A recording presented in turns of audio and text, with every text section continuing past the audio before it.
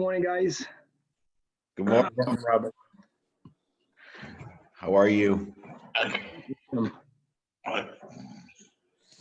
don't see Tzvik on the bike over there by the beach. Where is he? What? I'm saying I don't see. Where's Tzvika? Tzvika's supposed to be biking. Oh, Every day we get some beach view over here. he'll be here for sure. Oh man. Pull up the DAF.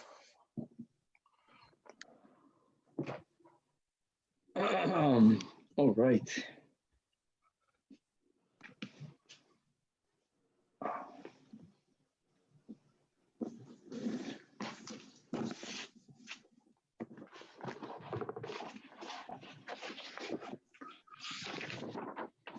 Hey, Omri. How are you? Wonderful. Hashem. Baruch Hashem.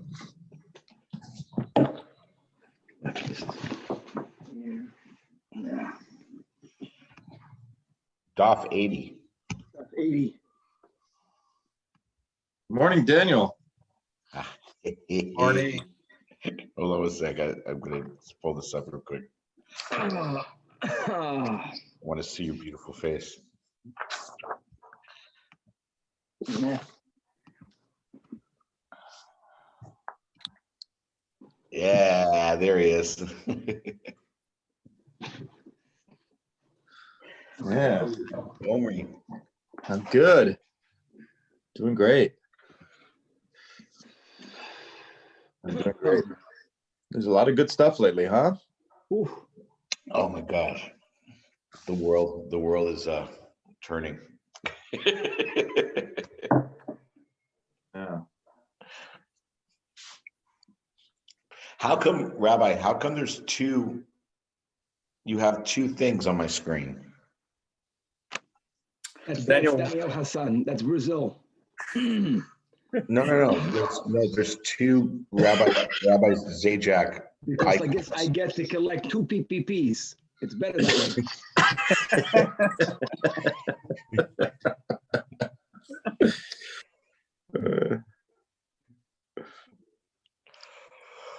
Oh, Stop. Yawning is contagious. Who do over here? I did it. It was my fault. What's our plan for Sunday? By the way, are we doing? I don't know. Whatever.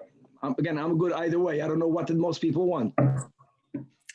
Rabbi, I don't know if I'm happy or sad to say that the Saturday one. Saturday one, okay. All right. But we can do it again because I feel that we have more people now attending to the shiur than we had before. So let's do it until we win. Can we do a million? Oh, yeah.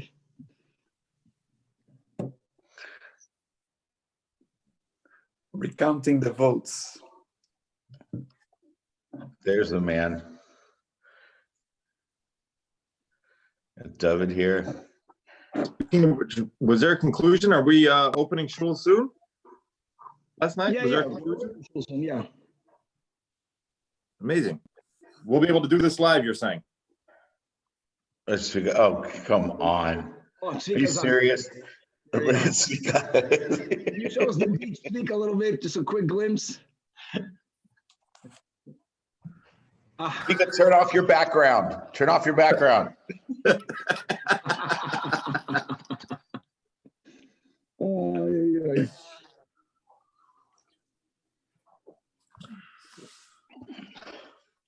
All right, let's go, Chaver Freilach. With the help of Hashem, we are learning Shabbos Daf Pei.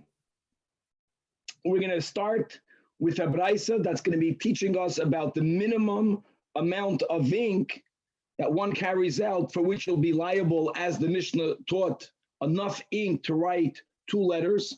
We're going to give various scenarios as to how are you carrying out that ink. Is it that the ink itself is dry? It doesn't have to be in a container. It doesn't have to be in an inkwell. What happens if the ink is in an inkwell? What happens if the ink is in a pen, is in a quill? And we will see that the shiur regarding the ink is constant, and there are as many novel ideas connected to the sugya.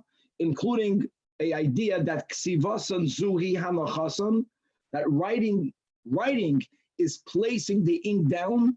This is also going back to the beginning of the Masechta that we defined carrying or transferring or hoitza'ah as a two-step process. There is a akira and then a hanacha. What happens if a person did a akira with the ink? That means you carried the ink out from the Reshus HaYachid into the Reshus HaRabim, but you didn't put it down into the Reshus HaRabim. But as you are walking in the Reshus HaRabim, you write. Amazing. And you're writing. But now the ink is placed on a paper, or the ink is placed, you wrote on your garments. Wow. So we're going to see that this is considered a bona fide act of hoitzah for the ink. We're going to go into a whole topic of combinations. You have to have a minimum of 2 letters. How do we combine those 2 letters? We're going to see that we combine 2 letters, not the way we combine other areas in halacha, like when a person eats a kazayas, or God forbid, of not kosher, the chayiv, right? Chayiv chatos of chaylev. If you eat a half a kazayas and another half a kazayas, we will see a dissimilarity between that and writing 2 letters. We're going to learn a little bit about how yediyah, how becoming aware that I did something that I may not do on Shabbos. Yediyah separates 2 parts of a sin, not allowing them to combine. Doing a act of hoitza'ah in 2 locations also separates the act of hoitza'ah. We'll define better what those 2 locations are.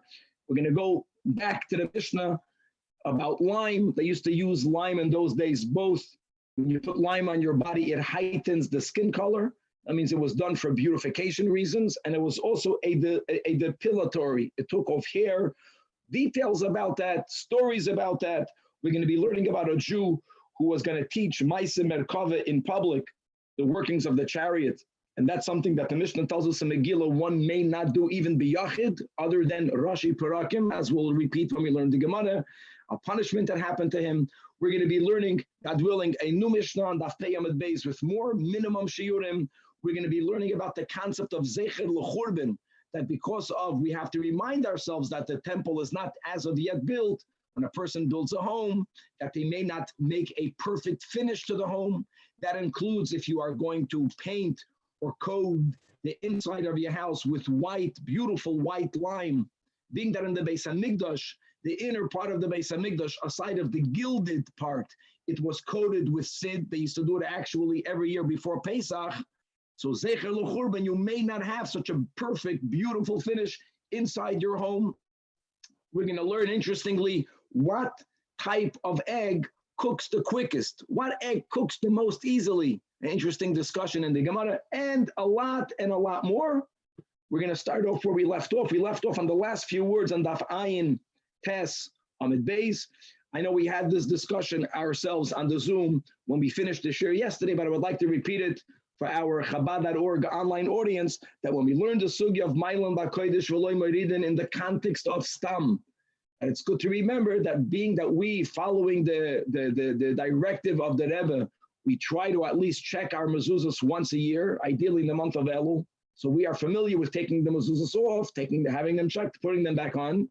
That because of the rule of Mailan B'Kodesh and the Ikris V'Loi Moridin, that since many of us have mezuzahs in our homes on areas where you're not necessarily mechuyev to have a mezuzah on, there are many questions regarding where do you place the mezuzah, what location do you place the mezuzah, is the room large enough to have a mezuzah placed, etc., etc.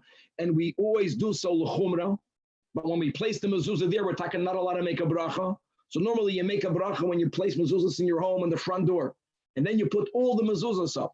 But I have in my home areas that have a mezuzah that lav dafka, I'm obligated to have a mezuzah there. And vice versa. I have mezuzahs on places where I'm mechuyev to have a mezuzah. If I'm going to take the mezuzahs off the check, which I should, which I do, thank God, when I'm going to replace them, if I take a mezuzah from my front door and I put it on my closet, that lav dafka is even mechuyev a mezuzah, I'm putting it in a location that it might not be an obligation to have a mezuzah there, then I'm moiridin, and I'm not allowed to v'loi moiridin.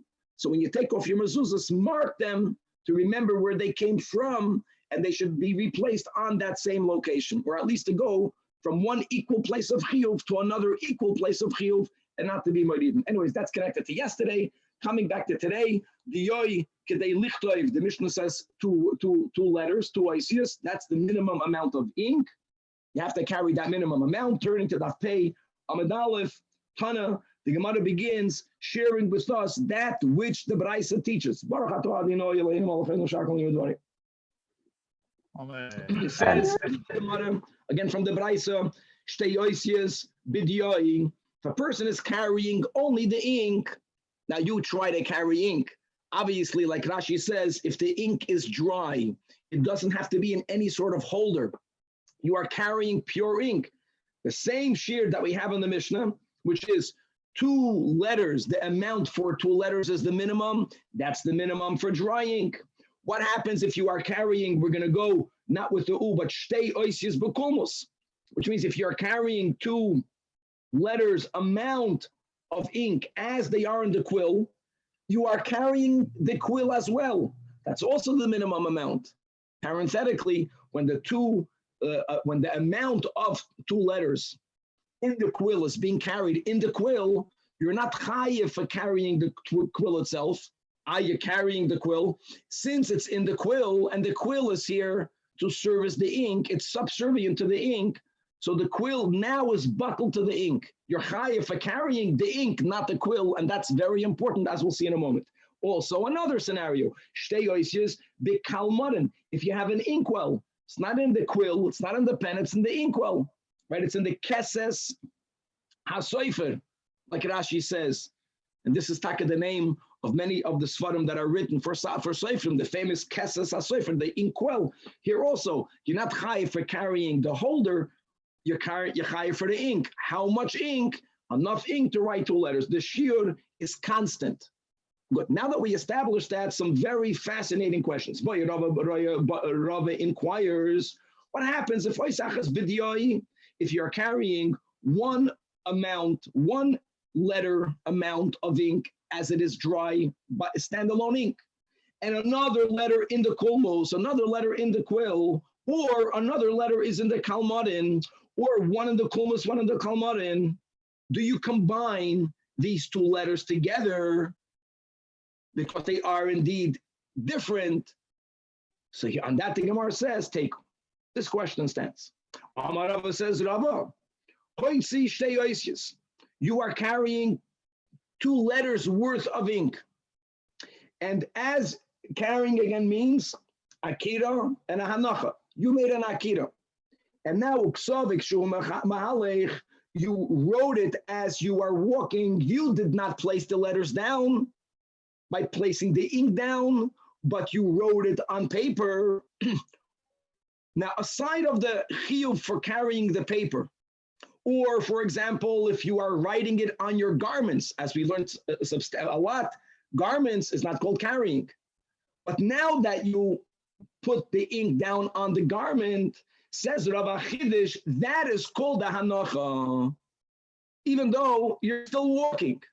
And therefore, you're chayiv for carrying the ink. Why? That's the rule. Because kesivasan, zuhi hanachasan, you have to have a hanacha. You have to have a placement. The placement of ink is called a placement when it's on a piece of paper or on a garment. And according to some of the Shainim, if you wrote it on your body, wow. Now, Chevra, don't forget, you violated another Isur Shabbos. You wrote, and a chanami. We're not focusing on that. We're focusing on the carrying of the ink, not on the writing. Now, if you remember on Daf Hey Amud Beis in the beginning, we spoke about placing a nut in a bowl of water. If you remember the whole sugya, is that called a placement because it's floating on the water? And indeed, Tosfos over there links that sugya to our sugya. Here we clearly consider writing placement. Here's the chiddush again. Even though you're moving, the paper is moving, the garment is moving, your hand is moving. But as far as the ink is concerned, the ink is fully, permanently placed on its final resting place. Now, you took out the 1 ink amount, right? 1 letter's worth of ink, and you write it. And then we just established that's called an act of transferring. Again, we're not focusing on the writing. You transferred. And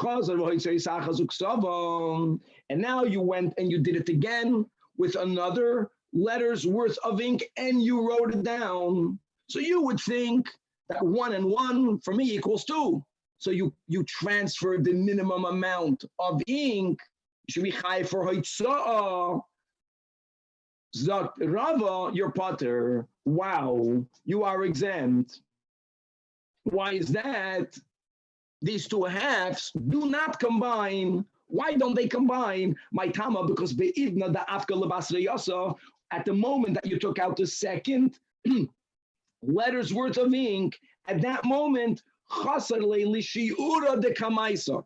The first letter worth of ink is lacking. Why is it lacking? Explains Rashi 11 lines from the top of the Amid.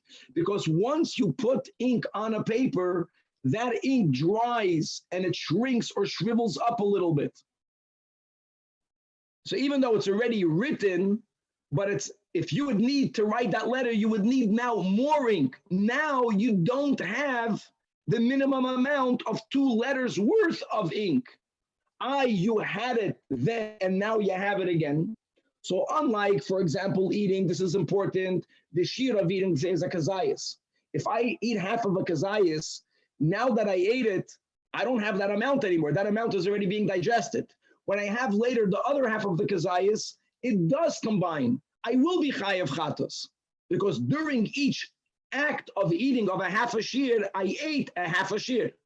The chiddush of Rabbi is that we don't compare all of the malachas to each other. By eating, that's derech achilosai. People don't always eat a lot in one time. They eat a little bit at a time.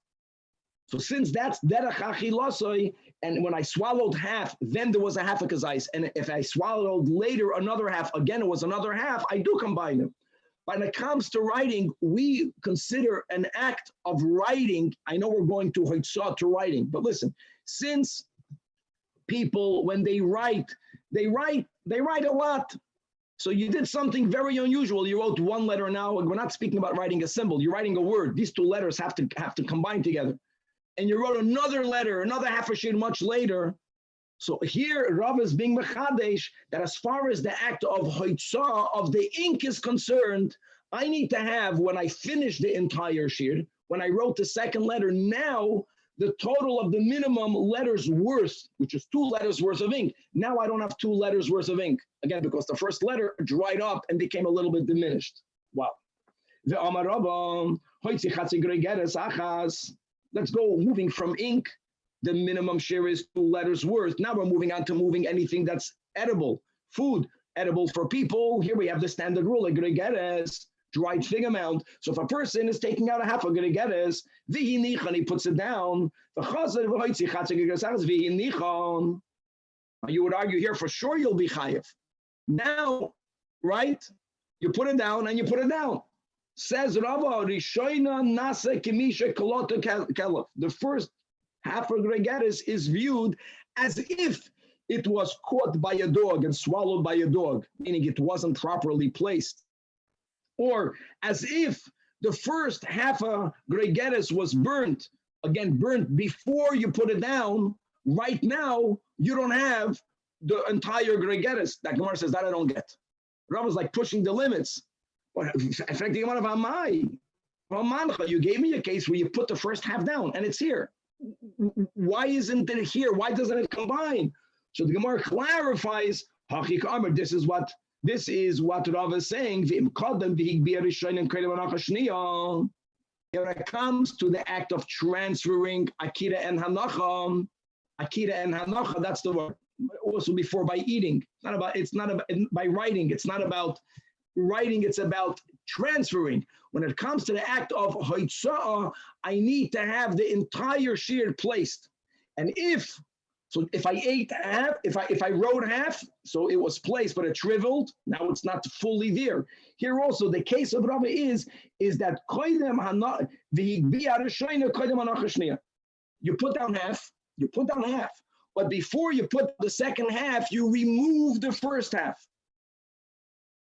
So you don't have together a placement of the minimum shiur, which is a gregeres. So nases rishayna kemisha niklata oisha nisraf avapater. So he's being consistent. Not like achila. By achila, the act of achila, derech achilasi. People eat little bits at a time. If it's sum total, I ate the right shiur, it combines. When it comes to the malacha of hoitzah, I need to have the entire shiur at the end altogether. So whether it is you wrote something and you waited a while and therefore the ink shriveled up, so now you have a less than the minimum shiur. Whether it is that you put something down, that food wasn't shriveled up, but someone took it away. It's not here right now. It's not placed right now. So when you put down the second half, you don't have the placement of the first half. They do not combine. Wow. Right. Regarding the letters, just to be clear, if after it shriveled up, it was still more than half the shiur, and then he carried out regular ink that was half shiur, then it would combine according to this. Very good. So just to make it clear, correct. If a person took out the first time, let's say, a letter and a half of ink, a letter and a half worth of ink, and they wrote down one letter, it means even after it shrivels up, there is the minimum there is now the amount of ink that is good to write a new letter. Then, of course, another letter and placing it by writing it will combine. This din of Rav is when you began with the minimum amount, and if it's lessened or diminished, you have less than the minimum amount, you won't be chayiv chatos. A person took out a half of a gregeres, and he placed it. And he took out another half, and here he did not place it. He had it pass over. Pass over the first will clarify what he means. Even though he didn't physically put it down, boom, he's chayiv. So he went from teaching us leniencies to teaching us a chumrah. If he only walked with it, even though it passed over, but if you didn't put it down, you didn't have a hanacha of an entire gregeres. So the Gemara says, it must be that Rav is speaking about that he had his hand within 3 handbreadths of the floor. And as we have the rule of lavud, it's as if it was on the floor. So that's takes chiddush. It's considered a hanacha. Gemara is not happy. Why not? Rava said that if indeed this is the case where you have something in your hand, you didn't do a physical, actual hanacha, but you had your hand within 3 tfachim of the ground. So here Rava reminds us, and this is a topic that we learned about it before, and we're going to learn about it again. The case is, the machlokes Rabbi Akiva and the Chachamim, is that if I'm standing in one Rishus HaYachid, and I threw an object, and it landed in another Rishus HaYachid, which is across the street, but it went through the airspace of a Rishus HaRabim. Don't forget that on a D'oraisa level, making an Akira in one Rishus HaYachid, and it made a hanacha in another Rishus HaYachid, I'm not chayav. Midrabanan I have to make an eruv. Midorais I'm good. But here, it went through, it flew through the Rishus HaRabim. So if you remember, Rabbi Akiva subscribes to a concept called clutter. Clutter kamishahun chadami. Clutter means contained in. Since it went through the avir of the Rishus HaRabim, it was contained in the Rishus HaRabim. Halachically, it's as if I placed it there. So I'm chayiv chatos. The Chachamim argue with the Chachamim, and they say that kluta is not kemishahun chadami. And Rava said that l'shitas Chachamim, that we do not subscribe to kluta, even if the item flew so close to the ground that it was within 3 tfachim. The Chachamim also do not consider it as if it was placed. So that seems to contradict what Rav is teaching us right now, being that we are following the sheet of the Chachamim. Still tzarech hanach al gabe mashu. Rav is at least giving in to one little detail, that we don't say kluta kemishahuncha. And even if it's within 3 tfachim, we don't apply lavud, we don't say kemishahuncha. But if it was placed, even though it only was placed on an area that's less than 4 by 4 tfachim, and if you remember, the klal normally is that an item, that for you to say that this had a hanacha, it does have to be placed by 4 by 4. Here, if it's placed a little bit, now we already say the concept of lavud. That means even though it's physically only touching something that doesn't have 4 by 4, if that is within 3 tfachim of an area that does have 4 by 4, here we say lavud for the 4 by 4, but it has to actually rest on something. And again, Rava seems to be contradicting himself with his new din. So the Gemara, no, like Kasha. Khan, Nova said that Lirabanan who argue with Rabbi Akiva, we don't subscribe to Kluta. We don't say the din of lava. It has to physically touch the ground. That's only bizoidek. Like we spoke out. I'm standing here. I'm throwing it to Jeremy across the street, to someone else's reshus. The item is not my hands when it went through the reshus harabim. Since the Chachamim don't subscribe to Kluta, we don't say Kluta. There's no hanacha. It's only if it's going to touch the ground do we say, if it touched it, it's now it rested. But Rava's din of today of Daf Pei is that the person is being mavid. I have something in my hand. I'm not stopping, but I'm walking through a Reshus Harabim, and my hand is within 3 tfachim of the ground. Here, Rava considers even lachachamim, since it's in my hand and my feet are on the ground, and my hand is within 3 tfachim, boom, that's called a hanacha. So now, and he applied it to the case of Chatzi Gregeres with the Chatzi Gregeres. It could have been with a full Gregeres at the same time.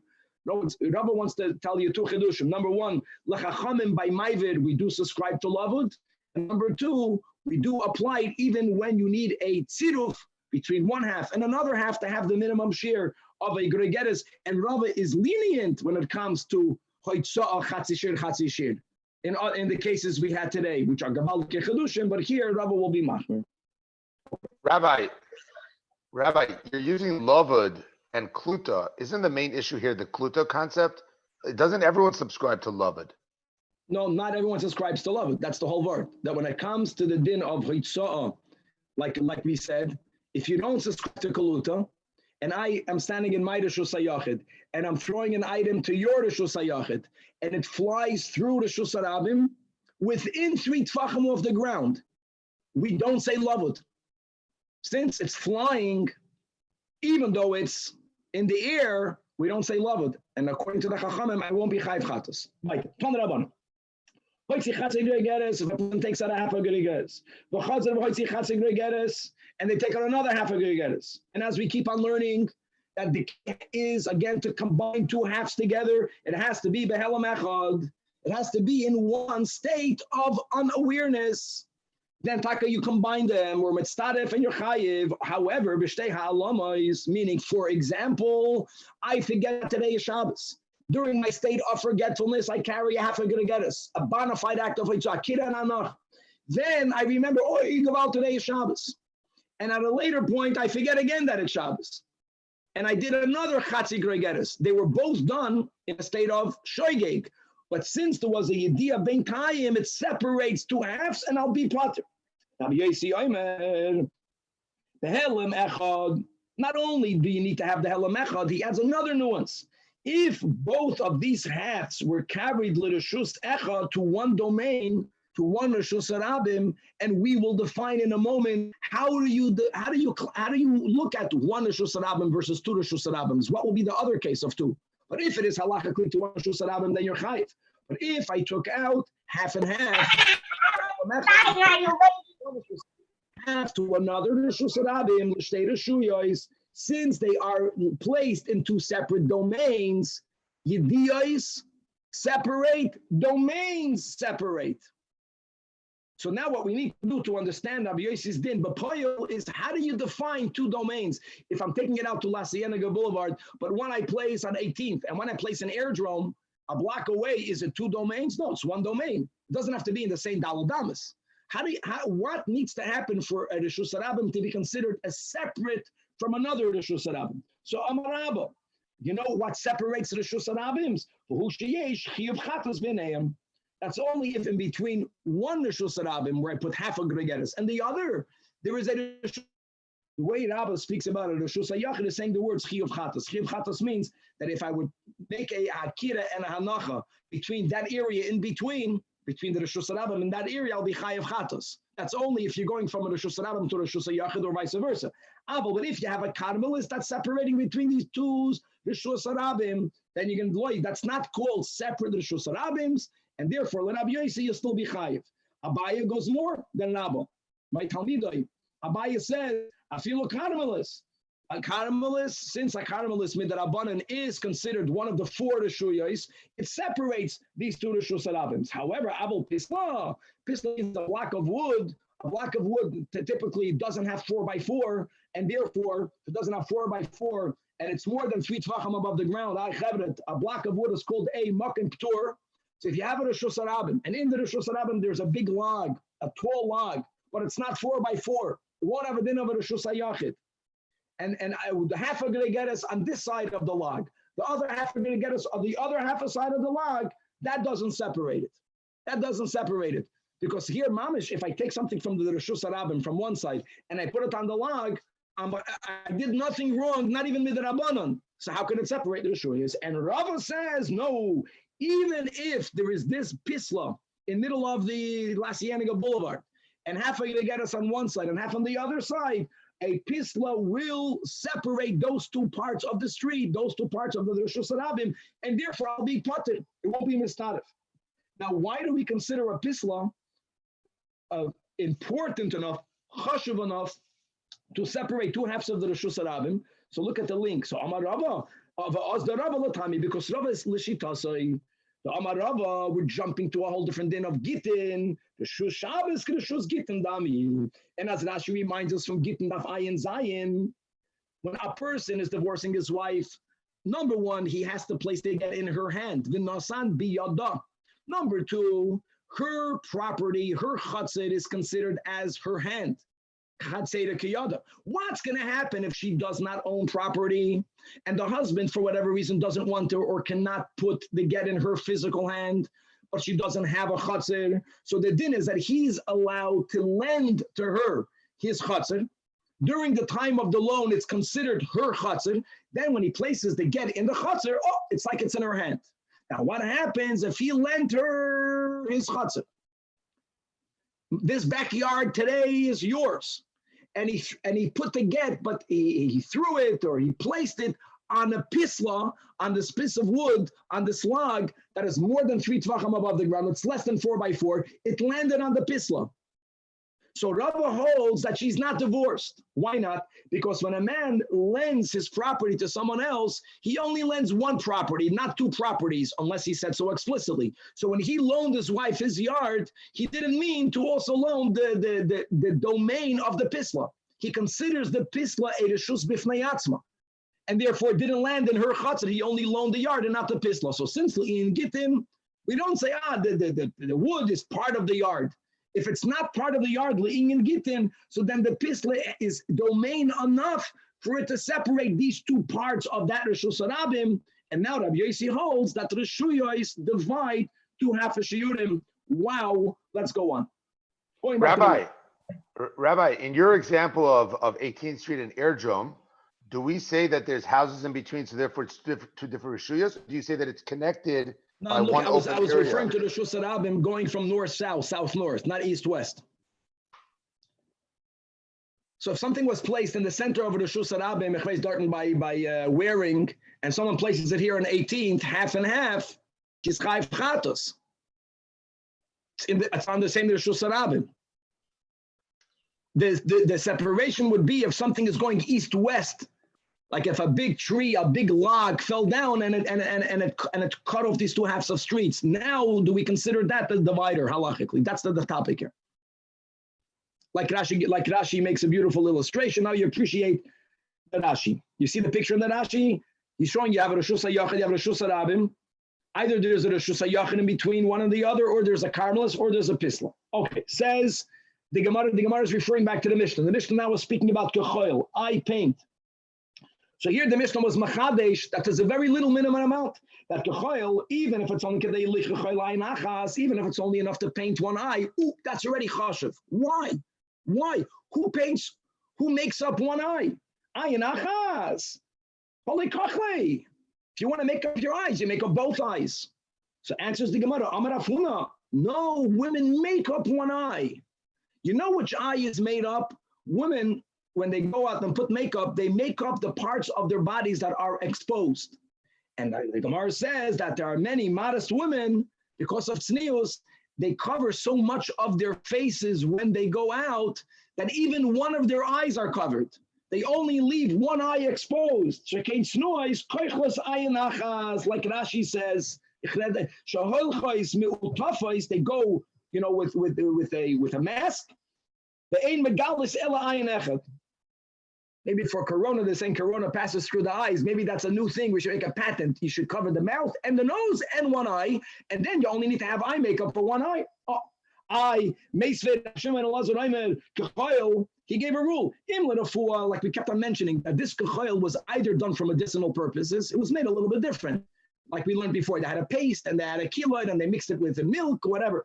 So then taka people only put it on one eye. Because, like we said, if it's not made with water, it diminishes your vision. It does good and does bad, like all medication. It does good and it does bad.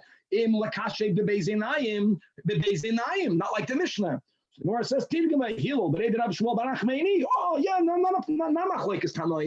it depends where the Tana was living.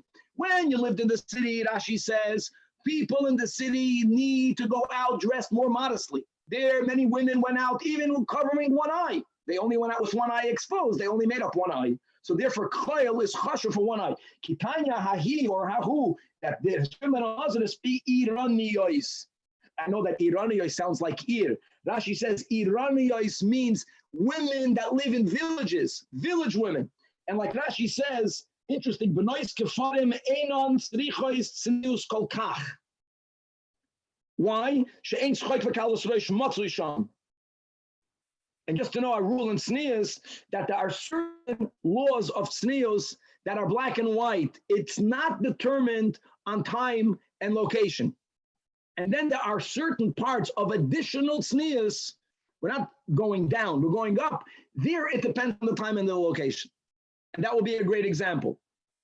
Does a woman have to cover one of her eyes when she goes out? Depends where she lives.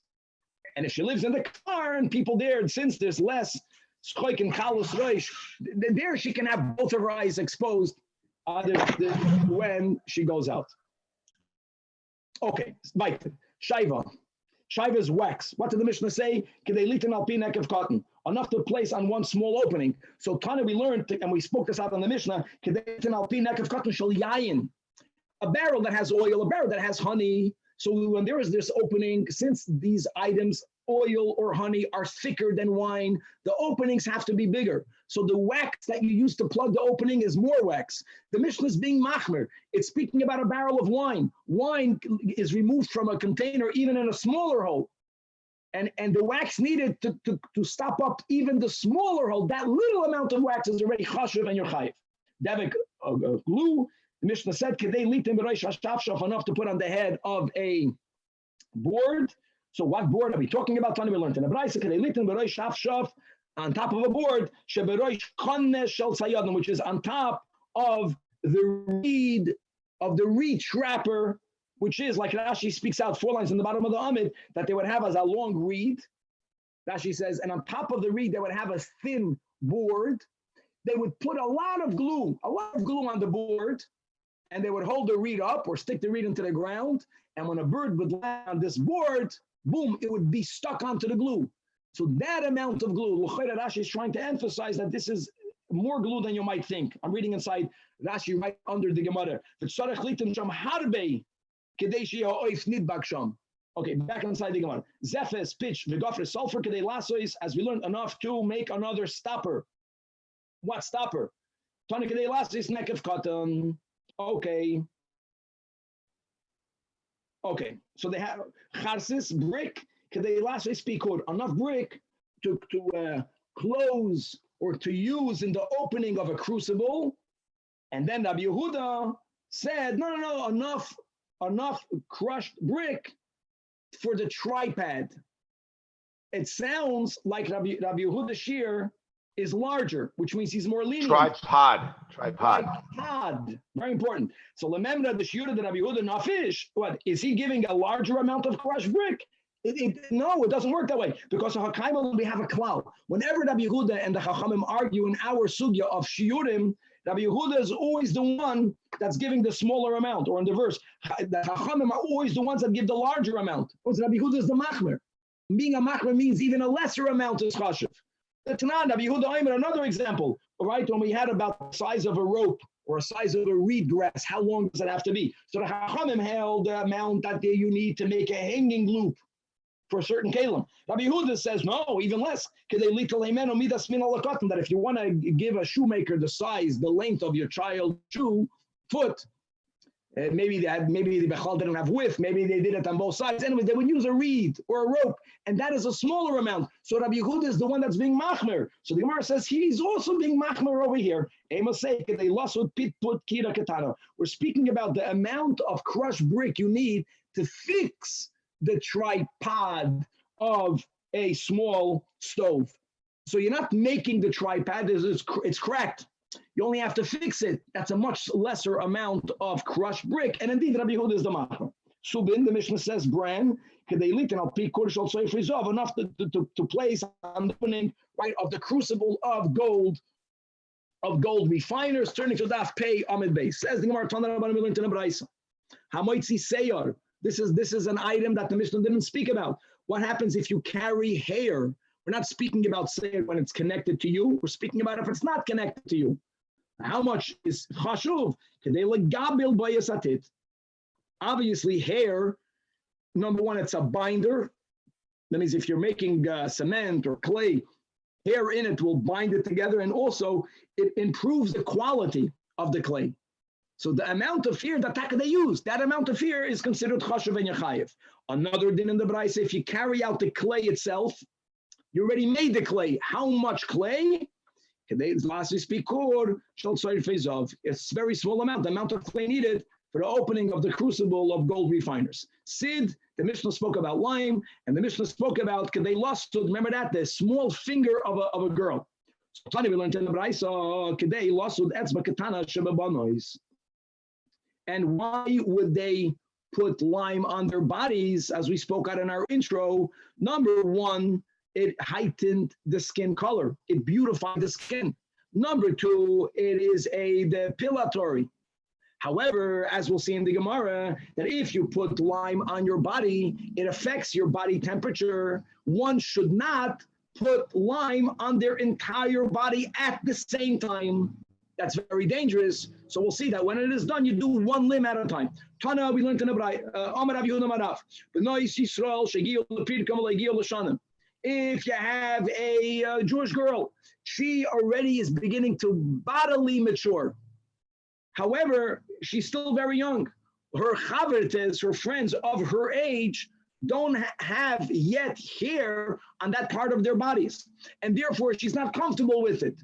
She's giving an example of why a woman would want to remove her hair. So what happens? So b'nai saniyim, people that are poor, they would smear that hair on their body with lime. Like you mentioned, it also serves as a depilatory, because when you take off the lime, it rips off with it the hair. But that's the least expensive, perhaps not the ideal, but if your parents are poor at the moment, that's what you use. But daughters that come from a family, they use fine flour, which is a better quality depilatory, and nice malachim, toiflois oisen the shemen hamoid. They use shemen hamoid, and shemen hamoid is a depilatory. It's probably the best one. But think about it. You don't have to rip anything off. The stomach, it itself does something to the root of the hair. The hairs fall out. It's probably the least painful, the healthiest way. And if we would find out what the shemen hamoid is today, one Jew will have a lot of parnasa. As it says, shish chadash shemen hamoid. So you see that they use shemen hamoid over there, and that was also used as a depilatory. Now, what's shemen hamoid? So there's a machlokes. Rafuna Bar Chia says it is sitakas. Sitakas is some sort of perfumed oil. But you have to know what type of spices do you put into the oil for it to function also as a depilatory. Rabbi says it's olive oil, but it's shemen zayish lehiva shlish. If you take oil from olives that were harvested before they were even a third ripe. And that's why it's very bitter, the oil. That's why it's called moed from Mirirus. That oil on the body will be a depilatory. So here you go. Tanya, Rabbi Yehuda Aimer. An pi konoin. That's the word, which means shemen zayis shleivia shlish. And I say, why would people smear their bodies with anpikonoin?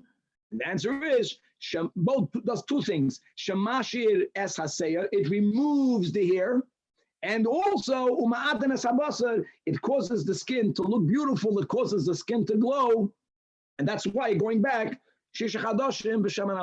now after soaking it for the whole 6 months, it means that every day for 6 months, the stama, after 6 months, it completely destroys the roots of those hairs, I think, and then you're good. That was the laser treatment of old. It says, and a lot cheaper. It says in Rabbi, Rabbi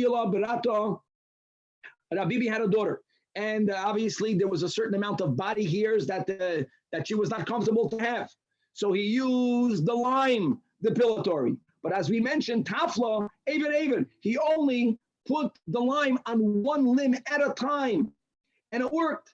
And not only was it a depilatory, but as we mentioned, it also was ma'adin the basar. She had a beautiful radiance. She looked beautiful. And because of that, she had many suitors, and many people wanted to marry her. And it turned out that not only did he not have to give a nadin for a future son-in-law, he got the nadin. The shver got the nadin. Shakal ba dalad meizuz.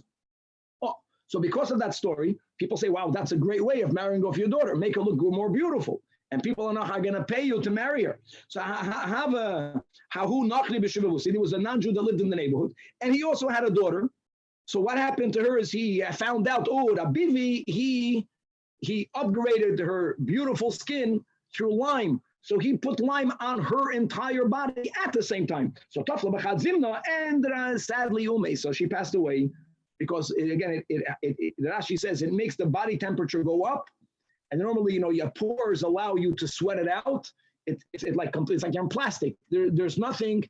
It's not porous, and it caused her to pass away. And he went around with that taina amar katal Rav Bibi liberati. Rav Bibi killed my daughter. Blame it on the Jew. Rav Nachman, I want you to know why Rav Bibi why did he need to do it to his daughter? So here we're going to learn something that causes one's hair to grow thicker and darker.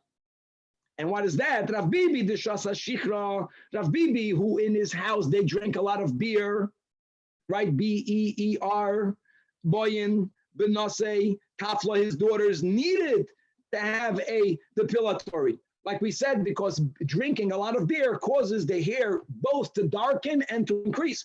Anan, but us, says Rav Nachman, we don't drink beer, we drink wine. So Loibe'inan, Benasan, Tafla, our daughters don't even need that. Okay. Rabbi Yehuda says, Kedei lasud kilkul. And in other words, in the Mishnah we had at the end of Machlokes, how much is the minimum amount of wine? So he gave kilkul. And then we have a Rab Nechemia. And he says, no, enough lasud andipi. We touched it when we learned the Mishnah. Now the Gemara is going to translate what these words mean. My kilkul, my andipi. So Amar Rav, Sida Ubasida, the temple, and under the temple Chevra is where we have the payas. Don't forget, payas doesn't mean all the way down on the bottom. Payas, as we know, and we should know, begins all the way in the corner where the hairline that goes horizontally touches the hairline where it goes vertically. From that corner all the way around the ear, all the way at least down to the bone, that's the area of the payas. That's called the temple. So number one, they would like it to look beautiful for the hair for women on the temple to be flattened. It shouldn't be coming out. So people would put lime to flatten it. That is the shita of Rabbi Yehuda Kilkul. Bas Tzida means that there are certain hedalach that are under the temple that you want to remove. These are very, very few hairs, even less hairs than you have on the figure of a young girl. And that's the Rav Nechemia shita. So it's the temple to flatten the hair, or Rav Nechemia, the amount of lime that you need to remove the hair of the area under the temple. Says the Gemara again, then it's going to come out that Rabbi Yehuda's shear is more than Rav Nechemia's, for sure. Because Rav Nechemia is speaking about the little area under the temple. Rabbi Yehuda is speaking about the entire temple. And again, we had the Sanamad Aleph, the last narrow line. The shear that Rabbanan nafish. The Chachamim are the ones who have the larger shear. Rabbi Yehuda is the Machmer. Answers the Gemara, Opa. Rabbi Yehuda and the Chachamim, Rabbi Yehuda is the Machmer. But Rabbi Yehuda and Rav Nechemia, they're the maker. Zuta midrabanan, but Rabbi Yehuda can be nafish midrab Nechemia. So we're standing now in the Vayla with this interpretation of Kilkul and Andipi. Meisvei says in a Braisa, Amar Rabbi, Rabbi Yehuda regarding the minimum amount of lime, if we're speaking about a dissolved lime, a liquidy lime, right? It has a very flowy consistency. There, the shear is kilkel. However, second white lime, but the words of Nechemia, which is even a lesser amount, if the lime is called the beitzas hasid, if you have lumpy lime. Asks Gemara if our interpretation is correct. It means tzida ubas tzida. The fact is that to remove hair under the temple, they never used lumpy lime. Doesn't fit. Either is performed with the chavut, with the loose consistency type of lime. And based on Rebbe's statement, we must reinterpret the words of Rav Nechemia, Ela Rav Yitzchak, in the name of the yeshiva of Rav Ami, that what does Rav Nechemia mean when he says the words andipi? It means andipa. Andipa means that they had barrels, and some barrels had two spigots, one on top of the other. So you got wine. And if you wanted to fill the barrel, you would only use the top spigot, right? You wouldn't keep the bottom spigot open. You only need the bottom spigot when the wine comes all the way down to the bottom. So you would want to stop up the bottom opening. You would need to seal the bottom opening.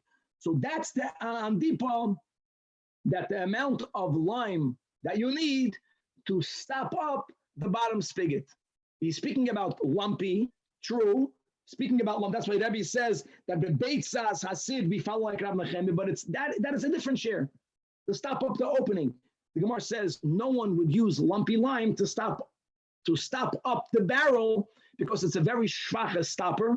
And if it gives, what will happen? You'll lose your wine. So will a person forfeit his money by relying on this lumpy lime? No one would stop up. No, don't use that as a shear. It's not chashuv. Maybe one of a million. It's not used enough for you to consider this the standard of what lime is used for. It means shenasais. We already had this before in Kachim. We had in the Beis Hamikdash, in the Mishkan, there were different liquid measurements. The largest liquid measurement keli is a hin, but so they had kalim in the size of a hin. Today you have markers on these measuring cups. Then the way they would make markers on a measuring cup is that they would make a line of lime on a keli, and they would bake it into the keli so it would stay there permanently. And these lines, right here is this amount, here is a greater amount. They're called teeth. They're called shenasais. Teeth meaning they're markers.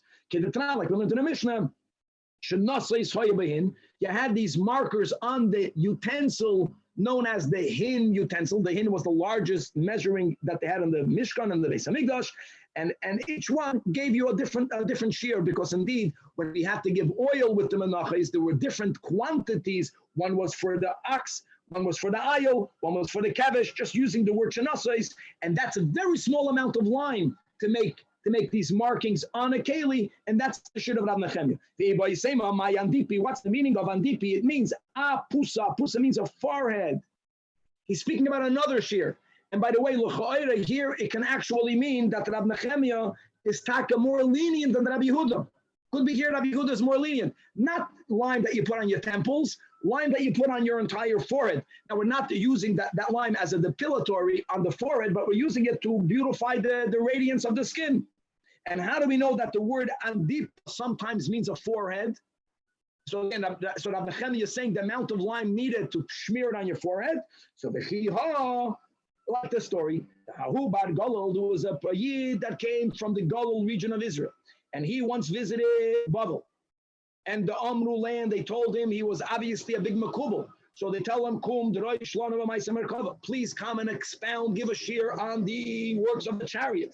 And Chevra, we will, God willing, learn, and we're going to chazer, right? We're going to review the rules that we have in Chagiga about Ein Darshin, right? That Ein Darshin, the Maisa Bereishis, amongst two people.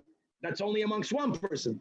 And Maisa MERCAVA may not be fully expounded even in front of one person.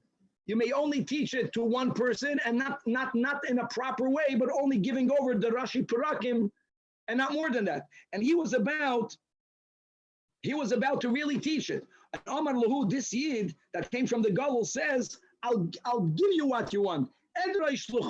I'll teach it to you like Rab Nechemia taught it to his friends. And we're going to learn about this Rab Nechemia when we learn Chagiga. And that was not something that he was allowed to do. So Vasagishem, before he gave the class, the Nafka Ad Isa says Rashi is a hornet, right? Like a type of tzira, a type of bee.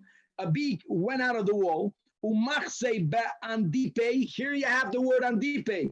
It stung him on his andipe, means on his forehead, and he died.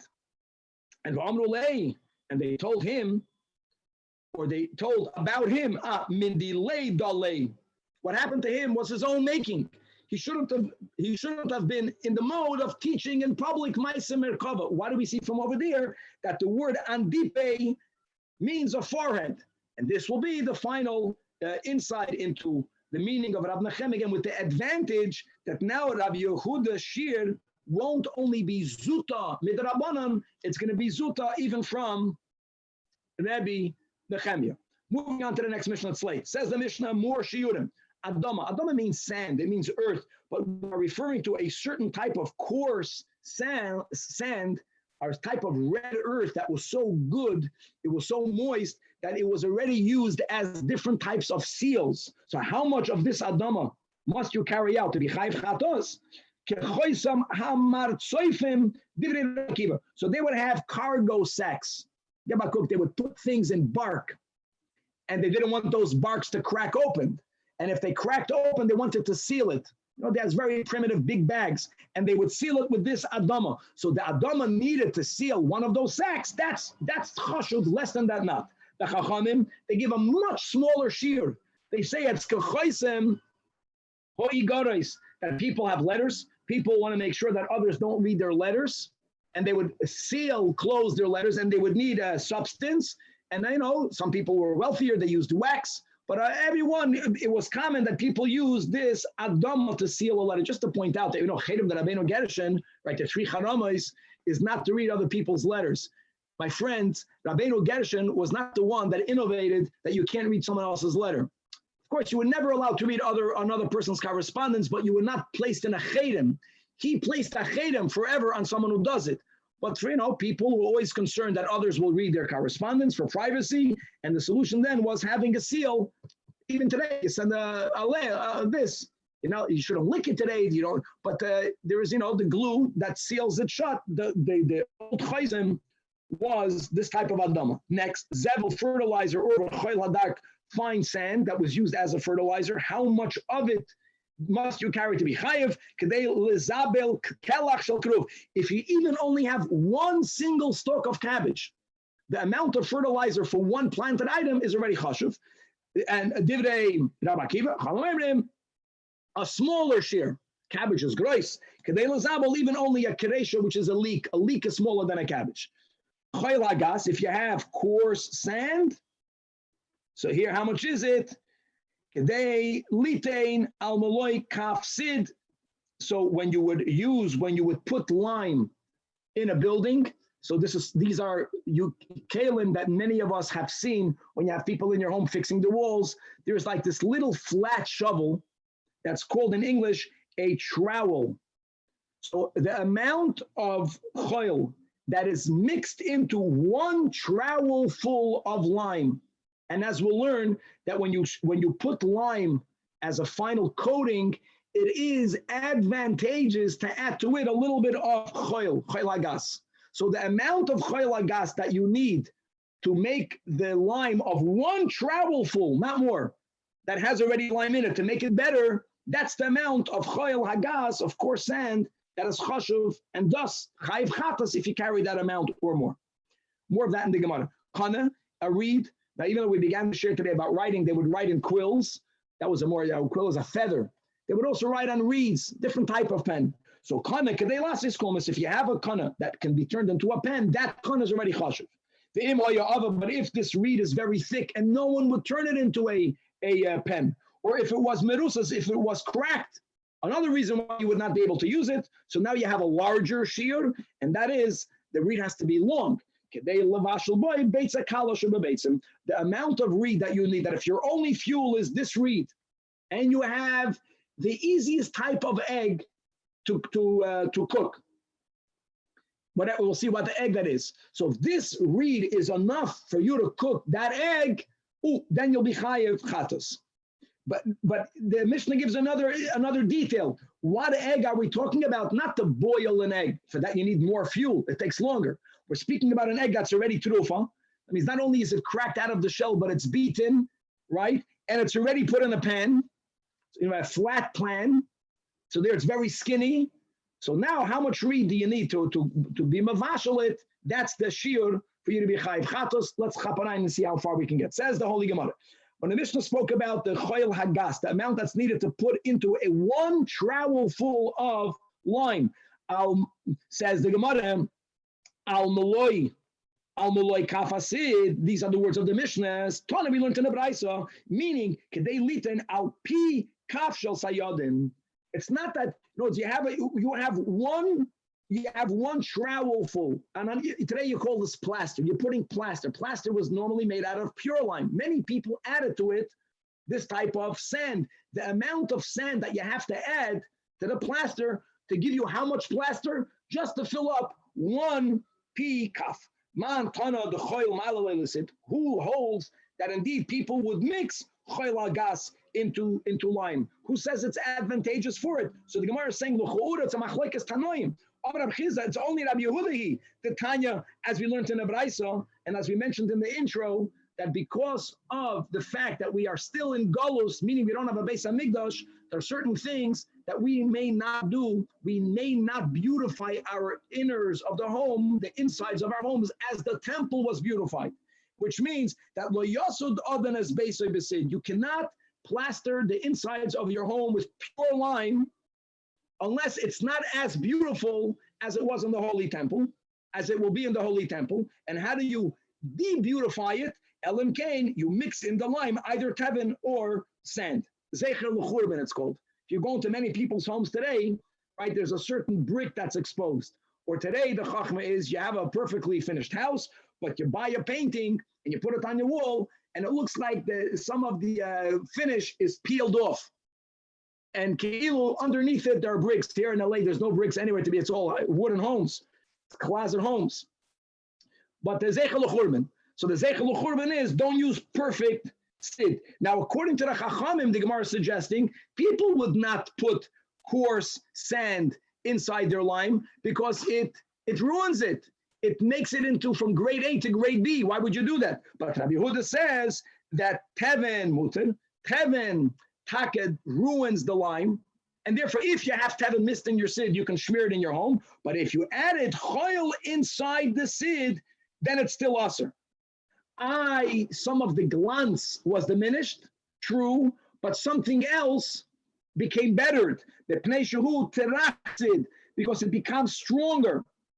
In other words, in the sum total, everything has milas and chesronis. It adds more than it diminishes, and therefore it's still asur zeichel l'churban. So the Chora, Rabbi Yehuda is the one that holds that adding sand brings an advantage, so people taka use it. So now we use that as the minimum share. But l'choira, our Mishnah cannot be the Chachamim. Says Rabbi, afilu tema rabbanon. Fakert kil kulai, adding choil hagas into lime ruins it. It's macalculate. But now we are still in Golus. Now we may not plaster our homes with perfectly white sid. Now, because of Zeichel L'Churban, we also add this choil. So since we need to be macalculate, that in itself becomes the tikkunim. That makes it chashuv. That's a beautiful concept that we always have, that kilkulai, what might appear as your disadvantage, the challenge might be your greatest opportunity. Turning a challenge into opportunity is being said here by Rava, being machshiv, even that which externally diminishes, downgrades the quality of the sid. Let's go into the last one. Kana read Kedei Lasses Coolness. Tana we learned in a Braisa when we speak about a pen. So today you buy a pen in the store. How short can the pen be for you to still consider it a pen enough? So it says, we learned in a Braisa Coolness on the it has to at least reach the joints of your fingers. The joints of your fingers. So you're holding it, the one end, the end that goes on the papers on the bottom. We're speaking about how much must go up. It has to touch the height of the joints of your fingers. But Rav Ashi says, what joints are we referring to? Are we speaking about Kesher Elyon? Kesher Elyon is the joints that connect your fingers to your palm. So the pen, right? Think about when you put a pen, where does it lean, right? That's more the way I write, or kesher atachten, or does it refer to a lower joint? A lower joint, say that a shani would mean the middle joint of the fingers. Even only that height is still good enough, pen enough, chashav enough, chayiv. For that, teku. But if the reed is thick and no one is going to make it into a pen, or it's cracked, so it has to be enough to cook, enough to be mavashal an egg. Tana, we learned trufa. We're speaking about an egg, not only that it's taken out of the shell, not only you're not making a hard-boiled egg, but you're making a fried egg, but more, even better, you mix it with oil. When you mix an egg with oil, it cooks even quicker. And again, like we had in the Mishnah, the nesuna bilfas, and it's placed in a pot, placed on a pan, the amount of reed that you need to fuel its cooking, that's the amount that's chashuv. Amalei mar b'reid Ravina to a son. Mar tells his son. The Mishnah didn't say why type of egg. The Mishnah said the easiest egg to cook. Mishmi Allah, my son, did you ever hear Beitza Kala Mahi? What is this egg? So the son thought about size, quantity. Amalei, the smallest egg, Beyasa de Tziltzala, an egg of a dove. That's the easiest egg to cook. So the father tells him, no. Why are you giving me that egg? So the son says, because it's the smallest one. Smaller is quicker. Amalei, if the Mishnah is going with the smallest egg, as it is in nature, then siparta, then speak about a hummingbird. The hummingbird egg is even smaller. So the son had no answer. The son had the seichel to tell his father, okay, now that you showed me that I don't know yet, tate, do like the teretz. Amalei, so the son tells his father, the son tells Mad, mi the shmi alach baha, did you hear an explanation? So Amalei, so the father says, yeah, that this is what Rabbi Shesha says, that Beitzas Tarnagoylos, a hen's egg, its texture, forget about the size, the texture of that cooks the easiest. Now, my karole beyakala, because shi'aru chachamim, the chachamim were mashayir, the elocha beitzakala lavashayim Tarnagoylos. Now we have a bumper question. If you're telling me that the Mishnah is referring to the egg, and b'chal, when you have in halacha the shiur, kezayis, gregeres, whenever we have the shiur of a kibetza, it means a hen's egg. And what have we been learning until now? That when it comes to Melecha Shabbos, whether it is right in the Yudala Sidur of the Pas, right, or if we're speaking about hoitzah on food, or you have bishul on food, bishul is one of the 11. It's not like Rashi says in the Mishnah that for chodesh there's no minimum share. Being mavashal has a minimum. What's the minimum share? A gregeres. A gregeres is much smaller. It's much smaller than an egg. So it asks if the Mishnah Taka means basis Tanagoylas, umayshna kol shiur Shabbos, which is kigregeres, when it comes to food for human beings. And over here, you're giving me an amount of an kebeya. Kebetza means the egg of a Tanagoylas, and that's a huge question. So Amalei, so he clarifies. This is what the Rav Nachman says. We're not speaking about enough reed to cook an entire egg. No. Enough reed to cook a gregeres amount of beitzas tarnagoyles. Ki gregeres mi beitzar kala. Now everything fits. No, it's about the quality, the texture of the egg. This egg cooks very easily. But how much reed do you need to have, not to cook the whole egg, to cook a gregeres amount of an egg? Now, how much is that? So, Chevra, just to be aware of the following. When it comes to the shiurim of an egg, there's a machlokes between, when it comes to a shiur of an egg, like in all the other shiurim, we have arguments, what's the size of an egg? People, we're going to go to today, people give a broad stroke, 2 ounces. Really, Rabbi Avram Chaim Noah says that an egg is 45.6 grams, which is around really an ounce and a half. We're speaking about l'chumra shiurei Shabbos. How much is a kazayis? That's the machlokes Rashi and Rambam. That Rambam says a kazayis is around a third of a egg. Rashi holds that a kazayis is around a half of an egg. This is a huge topic in halacha. Okay, we'll leave that as it is. That's just a fact. And a gregeres, again, there is a machlokes whether a gregeres is a third of an egg. According to Rashi, that would mean that a gregeres is smaller than a kazayis. Yachap? And and there are others that say that a gregeres is a little bit more than a half of an egg. And if a gregeres is a little bit more than a half of an egg, then a gregeres is larger than a kazayis. We paskin, we meaning Rabbi Avram Chaim Noah paskins, that a gregeres is a shlish of a beya, wow, a third of an egg.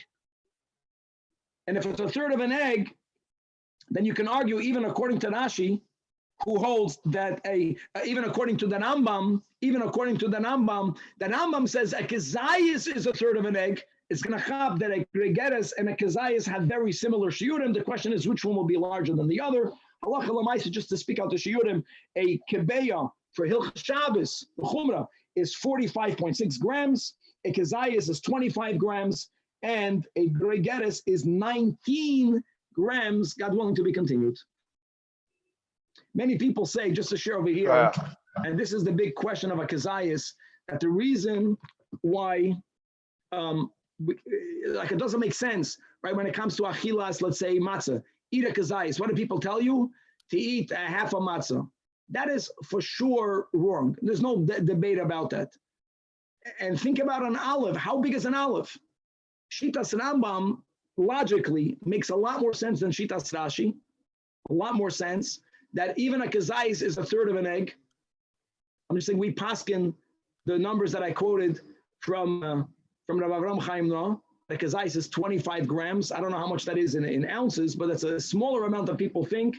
I know we're already going into shuas, but therefore many, at least of the current Rabbanim in Lubavitch, hold that a kezayis of matzah is a third of a matzah, and really it's probably even only a quarter of a matzah. The reason why they say a third of a matzah is because some people have a minute to have very, very skinny matzahs. So to make sure that even the people with the skinny matzahs are getting covered, so they give a shiur of a third. It's good to know that, at least for next year Pesach, especially for people that have a hard time eating the kezesim, and nach l'chumra we have to have 5 kezesim. If you remember, if you make a kara, by the first mitzvah you eat 2. Then you have 1 more for the sandwich. Then you have for afikoymen 2. Makes a big difference if a kezayis is a half a matzah or if it is a quarter of a matzah. Thank you, Rabbi. Thank you, Rabbi. Rabbi, the shemen mor, Yes. is it a possibility that it was rosemary oil? The Gemara says here it's olive oil, clear. Zayis, the Gemara says. I can say one thing, that if someone would come out with the oil, that if you smear it on your body, the hairs fall out, they'll make $1 billion. It's called nair, Rabbi. Yeah, it's called nair. I don't know oil, Danny. Rabbi Zayins, I thought a kezayis of matzah Yeah. is if you were to had you to chew up the matzah, meaning crush it up, so to speak, and it would fit inside a 1 ounce kelishka, that would be a kezayis matzah. Is that what it is? I'm just saying that the shiur of 1 ounce, all of this is a huge chumrah. I'm not advocating. We pass. Well, second, but if he tries that, Rabbi, it's not going to be a half matzah. You'll get a much smaller amount into a kelishka. I'm just saying like this. I spoke to Rabbi Schusterman yesterday. He's amazing. He knows everything like that. It's 25 grams, and do a calc. I did it on my phone. 25 grams is much less than a 1 ounce. I just want you to know. Now, when it comes to Elomai, he told me that for shiurim we're machmer. So, for example, when it comes to eating a matzah, avremel, then we take say an ounce, because l'chumra you have to eat more. Here by Shabbos, what are we were speaking about? If you make the shiur smaller, then you're more machmer. Right. In other words, you were carrying. Carrying is a gregeres. He paskins, a gregeres means 19 grams. 19 grams is a very small amount. Yeah, that if you carried even that amount, you're already chayv chatas. We use the shiurim that I said l'chumra. L'chumra, because we say a beitz is 2 ounces when it comes to, let's say, having to make the bracha for washing. You have to eat a beya. We're always machmer.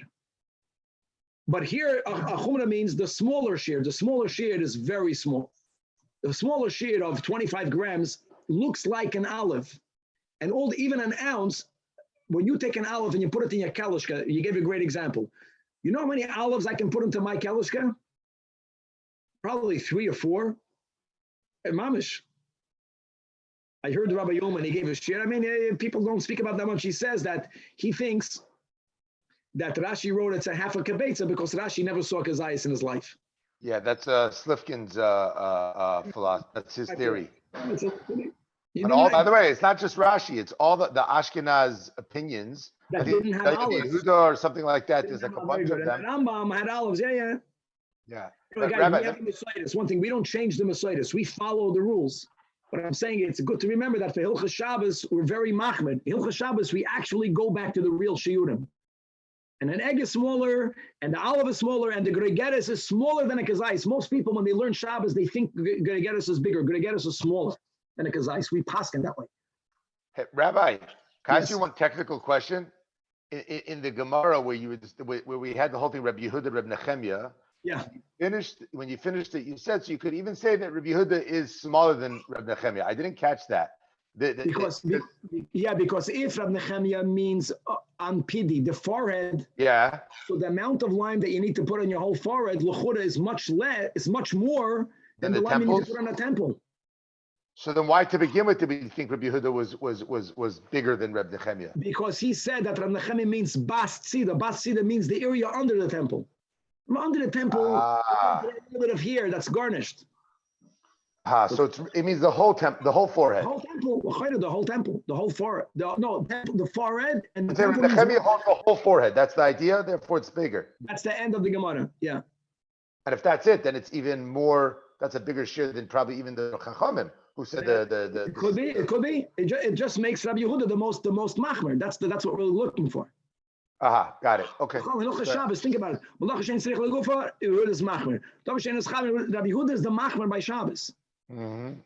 As a rule. He's machmer by muksa also, I think.